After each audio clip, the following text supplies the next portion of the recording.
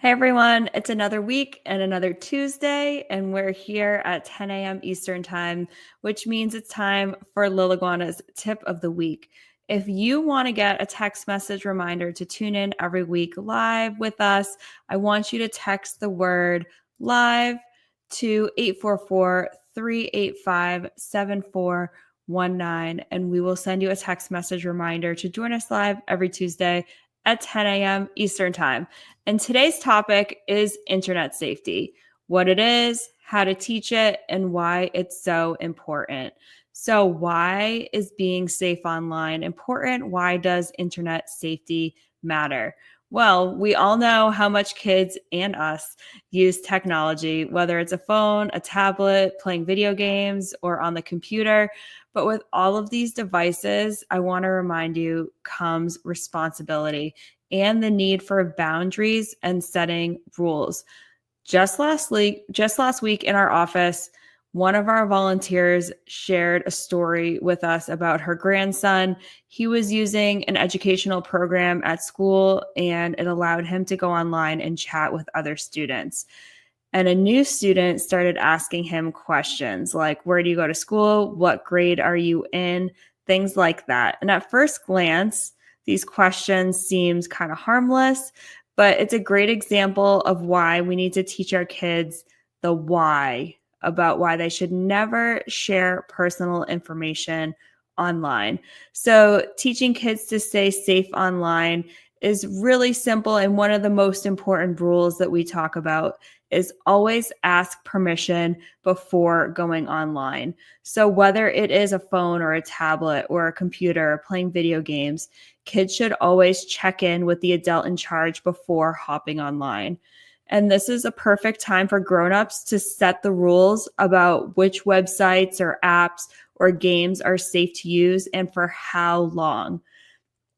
It is an awesome opportunity for grown-ups to talk about what websites are safe, where they can go online, and like we said, for how long. So setting the time limit and the time boundaries.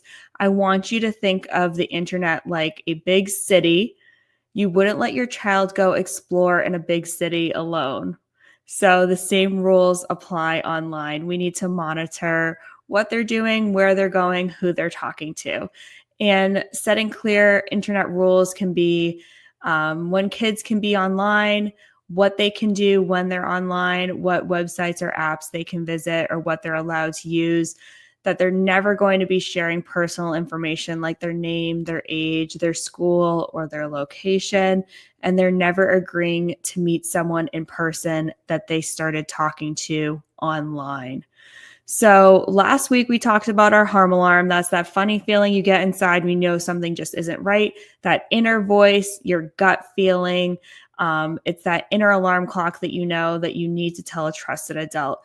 And it's just as important online as it is anywhere else when you're out and about during your day.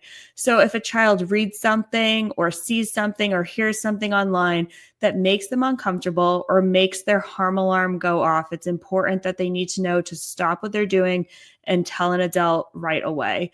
So there shouldn't be any fear or embarrassment or judgment.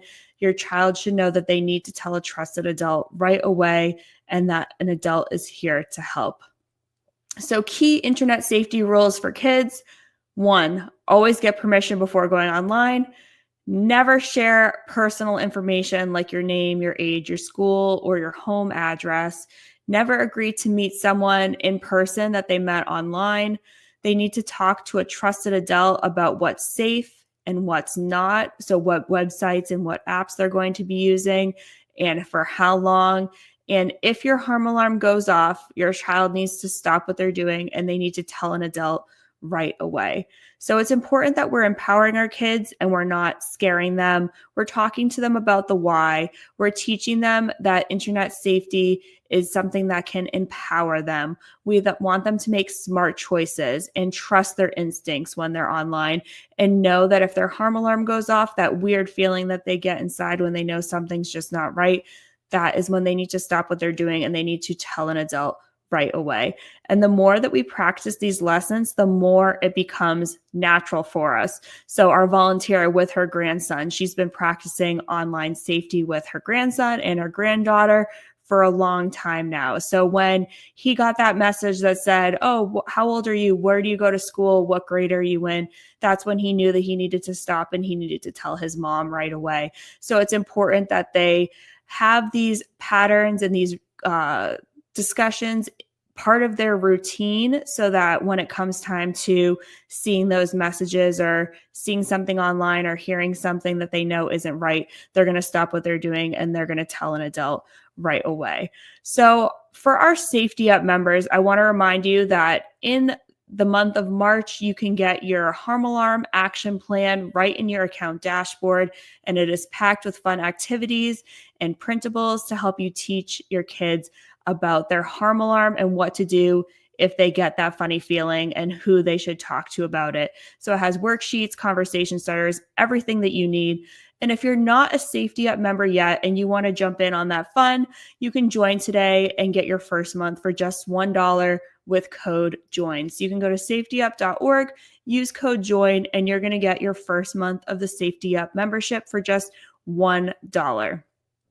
So, think about the tip of the week, internet safety. It's just something that we can't overlook, especially today in our world today. I mean, that child, our volunteer's grandson is in elementary school and he's using the internet for things that he needs to do in school. So everyone is online. It's really important that we talk about how we're going to be going online, what websites are allowed, what rules are involved, and always getting permission before going online so that the parent or the grown-up in charge can be setting those boundaries.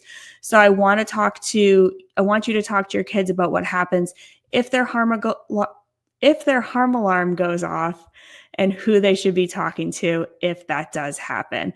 And remember, you can get all kinds of music, videos, resources on internet safety, harm alarm, or Lil Iguana's other 20 safety and well-being topics. You can go to liliguanausa.org and you can find all of those resources right on our website. And if you're feeling like you need a little bit extra help, you can always join that Safety Up membership and make sure that you join our Raising Safe Kids Facebook group. All of our Lil Iguana safety experts are hanging out inside there, and they can help you with any questions that you have on how to get started or how to keep going on your journey of raising safe, happy, and healthy kids. So remember, go to our website for all of those great resources, and I hope to see you next time.